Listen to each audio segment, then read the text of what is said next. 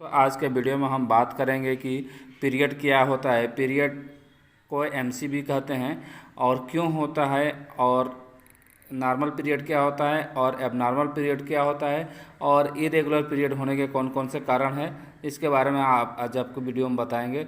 चलिए दोस्तों, वीडियो को शुरू करते हैं। पीरियड क्या होता है।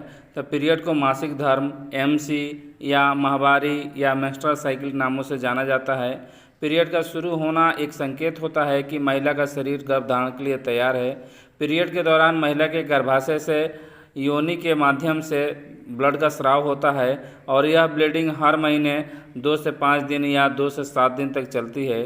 दो पीरियड के बीच के समय को मासिक चक्र या मेंस्ट्रुअल साइकिल कहा जाता है। यह मासिक धर्म चक्र 21 दिन से 35 दिन का हो सकता है। सामान्य तौर पर मासिक चक्र 28 दिन का होता है। अब बात करते हैं कि पीरियड क्यों होता है। जब लड़की यौन अवस्था में पहुंचती है, यानी 12 से 13 वर्ष की हो जाती है, तब हार्मोनल प्रभाव के कारण अंडाशय से अंडा बनना शुरू कर देता है और हर महीने गर्भाशय में एक परत का निर्माण होता है जो म्यूकस और खून से बना होता है। जब महिला के अंडाशय से निकला हुआ अंडा पुरुष के शुक्राणु से फर्टिलाइज होता है, तब भ्रूण बनने और उसे पोषण देने के लिए यह परत अहम रोल निभाती है। जब अंडा फर्टिलाइज नहीं होता है, तब महिला के वेजाइना से बाहर निकलता है जो म्यूकस और खून के साथ लेकर आता है। इससे महिला को ब्लीडिंग शुरू हो जाती है। इसी ब्लीडिंग को पीरियड या मासिक धर्म या माहवारी कहते हैं। बात करते हैं नॉर्मल मासिक धर्म चक्र या नॉर्मल एमसी के बारे में। तो आमतौर पर प्रत्येक 28 से 35 दिनों में महिला का पीरियड होता है, जो 2 से 7 दिन तक चलता रहता है। इसे नॉर्मल पीरियड कहा जाता है। शुरुआत के कुछ सालों तक पीरियड लंबी होती है, लेकिन उम्र बढ़ने के साथ साथ छोटी और रेगुलर होती जाती है। इस दौरान हल्की या तेज़ ब्लीडिंग के साथ दर्द होता है, जो आमतौर पर सामान्य माना जाता है। बात करते हैं एबनॉर्मल पीरियड यानी कि असामान्य पीरियड के बारे में। तो यदि आपका हर महीने 21 दिन से पहले पीरियड आ जाता है तो ये भी एबनॉर्मल है। यदि 35 दिन बीत गया है और उसके बाद भी पीरियड नहीं आता है तो भी एबनॉर्मल माना जाता है, और इसमें आपको डॉक्टर से संपर्क करना चाहिए कि क्यों ज़्यादा दिन हो रहा है। यदि ब्लीडिंग 7 दिन से ज़्यादा रहती हो तो भी एबनॉर्मल माना जाता है। यदि ब्लीडिंग की जगह केवल एक छोटा सा धब्बा जैसे ब्लीडिंग हो और 2 दिन में ही समाप्त हो जाए तो एबनॉर्मल माना जाता है।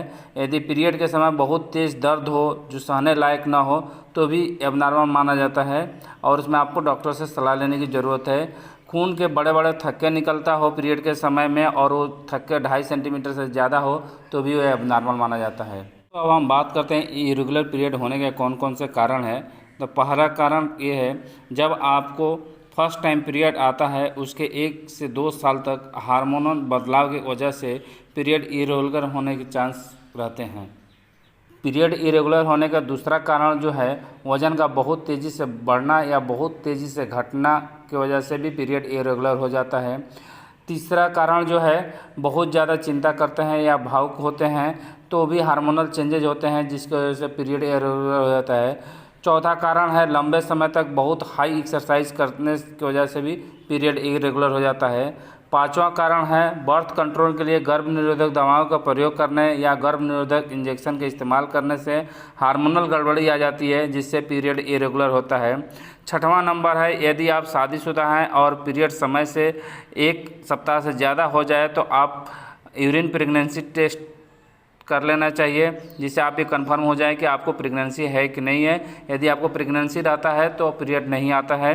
पीरियड इरेगुलर होने का 7वां कारण ये है कि जब पीरियड आपका बंद होने वाला है, यानी कि 45 वर्ष आपको हो चुकी हैं, मोनोपॉज होने वाला रहता है, तो उसे 2 साल पहले से ही हार्मोनल डिसबैलेंस होने लगता है जिसकी वजह से पीरियड इरेगुलर हो जाता है। पीरियड के इरेगुलर होने का 8वां कारण है एनीमिया, यानी कि आपके ब्लड में खून की कमी हो जाती है तो भी पीरियड इरेगुलर हो जाता है। 9वां कारण है, जब पीसीओडी यानी पॉलीसिस्टिक ओवेरियन डिजीज हो जाए, जिसको पीसीओएस भी बोलते हैं, पॉलीसिस्टिक ओवेरियन सिंड्रोम भी कहते हैं। यह एक आम हार्मोनल संबंधित गड़बड़ी है जिससे ओवरी फूल सकते हैं और ओवरी में कई छोटे छोटे सिस्ट बन जाते हैं जिसकी वजह से भी पीरियड इरेगुलर हो जाता है। 10वां नंबर पर, जब यूटेरस में फाइब्राइड हो जाता है तो भी पीरियड इरेगुलर हो जाता है। इरेगुलर होने के 12वां जो कारण है, यदि आपके दिनचर्या दिनचर्या में कोई बदलाव है, जैसे कि बहुत सारी औरतें नाइट में जॉब करती हैं या इवनिंग जॉब करती हैं या मॉर्निंग जॉब करती हैं या घर से बहुत ज़्यादा बाहर जाना पड़ता है, तो भी पीरियड इरेगुलर होने के कारण होते हैं। लेकिन ये कुछ दिन बाद आपका नॉर्मल शेड्यूल होने के बाद से वो पीरियड नॉर्मल हो जाता है। पीरियड इरेगुलर होने के जो 13वां कारण है वो थायराइड से संबंधित यदि कोई प्रॉब्लम है तो भी पीरियड इरेगुलर हो जाते हैं।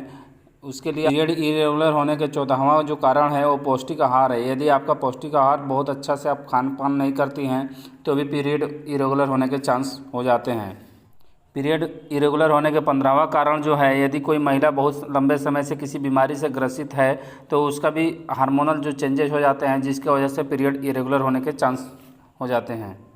इस वीडियो को अब यहीं समाप्त करते हैं। यह वीडियो देखने के लिए बहुत बहुत धन्यवाद।